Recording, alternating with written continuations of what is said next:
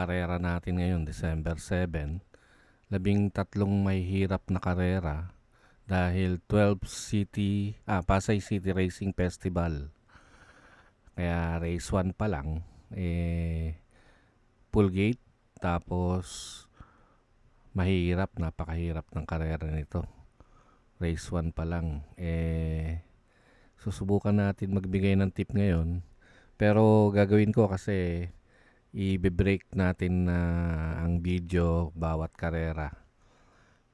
Dahil baka hindi naman tayo makabuo pag inisang video ko lang. Pero itatry natin mabuo yan. So, yung iba ililink ko na lang dun sa sa end of the video. Meron dong suggestion nung susunod.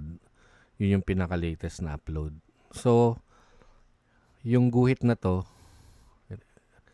yun sa kaliwa, yung mga numero na yan, summary nung huling 6 na takbo.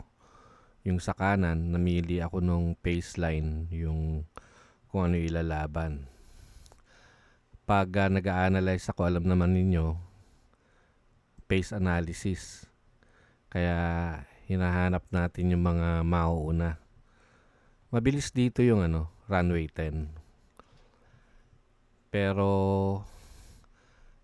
meron ding isang mabilis makikita nyo, front runner, tapos 6 yung speed points. Kaya duel sa harap yung dalawa na yan. Mas mataas yung grupo ni runway 10, pero makikita natin dito catch potential yan Mahuhuli niya yung runway 10. Ibig sabihin, pag nagunahan sila, mananaig yung brown pirate. So, hindi na natin kukunin yung runway 10. Sa tingin ko, wala nang pag-asa yan dahil dun sa hagaran sa harap.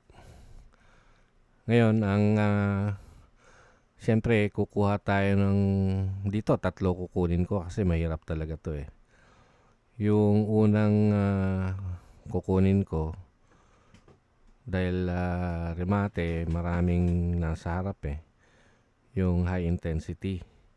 Magaling iparemate ni J.A. Gusi yung high intensity, kaya tingin ko mamaya, dahil nga may hagaran sa harap, may rate niya na maganda yan para makaremate.